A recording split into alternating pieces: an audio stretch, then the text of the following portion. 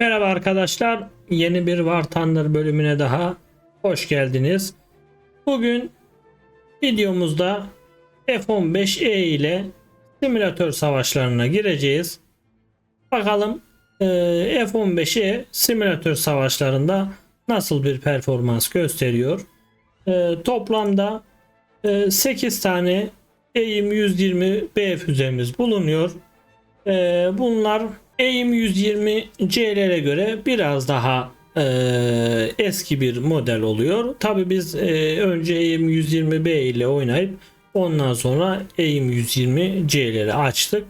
Kayıtta AIM-120B'leri kullanıyoruz.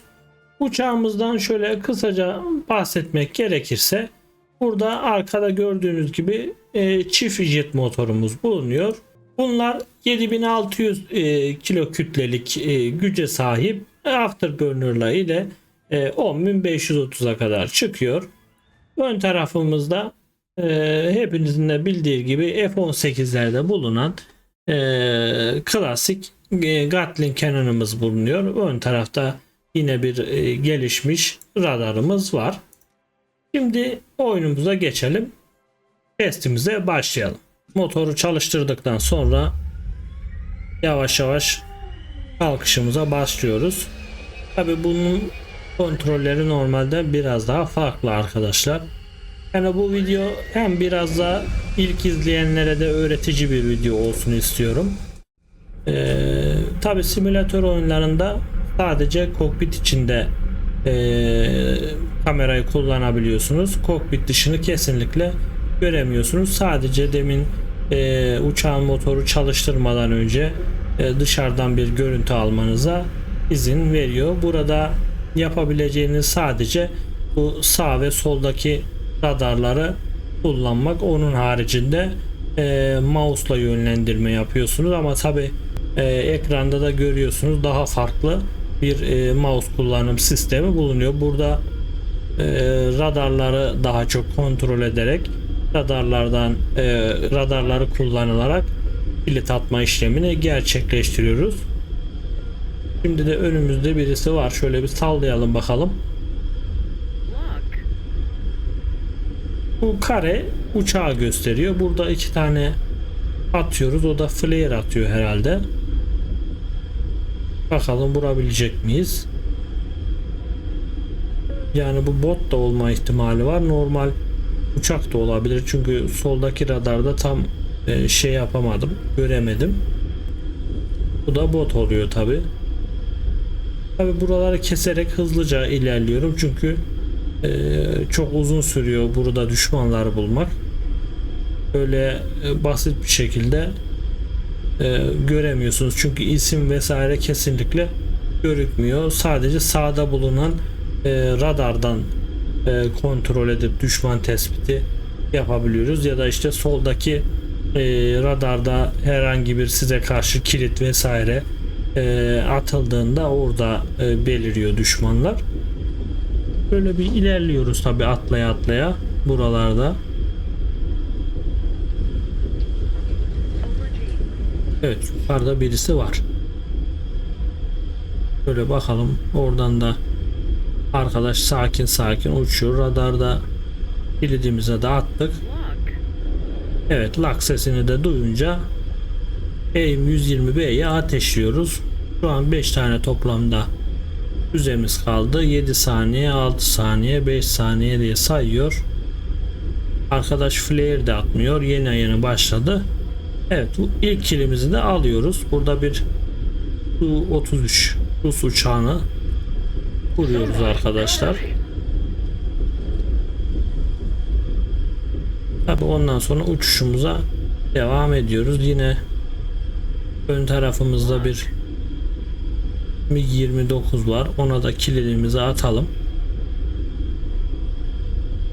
Tabi az çok burada kilometre yazmayınca da yani şeyi de çıkartamıyorsunuz. Acaba adam kaç metre uzakta, kaç kilometre uzakta? Ancak bu gördüğünüz gibi sağdaki radardan 37 kilometreden oradan bir ortalama şey yapmaya çalışıyoruz bakalım. Şöyle ben de Füzeleri attıktan sonra sola doğru yöneyim. O da MiG-29'du yanlış olmazsa. Bakalım kill gelecek mi? Bekliyoruz. Yok, herhalde vuramadık. Tekrardan dönelim.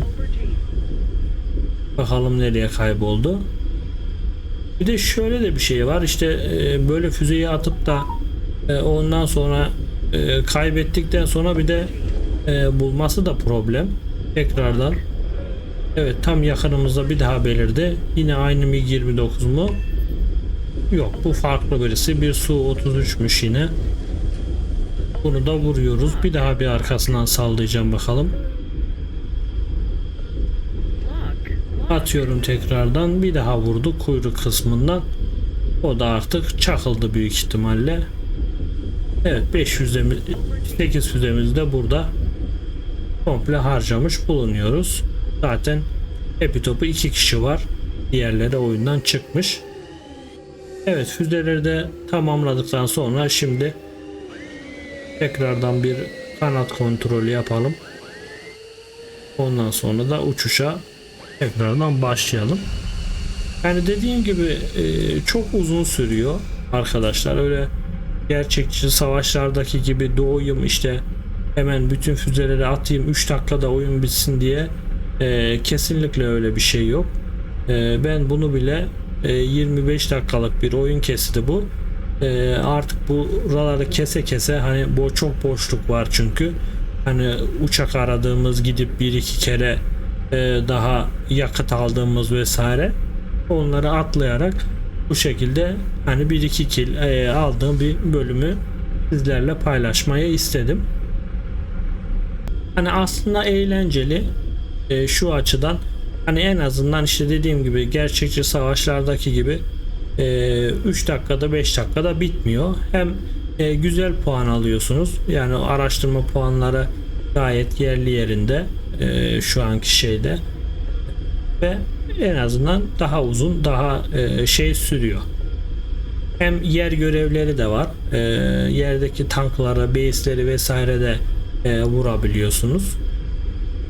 Ve gördüğünüz gibi ekstra olarak böyle para ve araştırma puanı da verdiği oluyor. Evet, yine radarımızda birisi var. Gördüğünüz gibi sol tarafta hemen karşımıza geliyor. Evet, şu dağın arkasına doğru geçti ama bir bakalım bulabilecek miyiz? Artık hani radardan da göremeyince mecburen zoom yapıp gözle taramaya geçiyorsun bir süre sonra. Çünkü göremiyoruz. Bakalım, bu son arkadaş kalmış. Eğer onu da bulabilirsek vuracaktık. Tabi burada da base'e fazla yaklaşınca direkt base'ten roketler gelmeye başladı. Hemen burada da chaff ve flare atıp geçiyorum. Ve arkadaş tekrardan karşımıza çıkıyor. Tabi o da dediğim gibi işte arasını ayarlayamayınca şu an 150 kilometre falan öteden olan bir radardan kilitlenmişiz. Tabi bu füzenin onu vurması neredeyse imkansız. Zaten tek bir son arkadaşımız kaldı. Bunu da öldürürsek oyun bitiyor. Şu an birebir atıyor gibi bir şey zaten. Bizden de başka kimse kalmadı. Bir ben varım, bir de karşımızda bu Su-33 var. Su-34 pardon.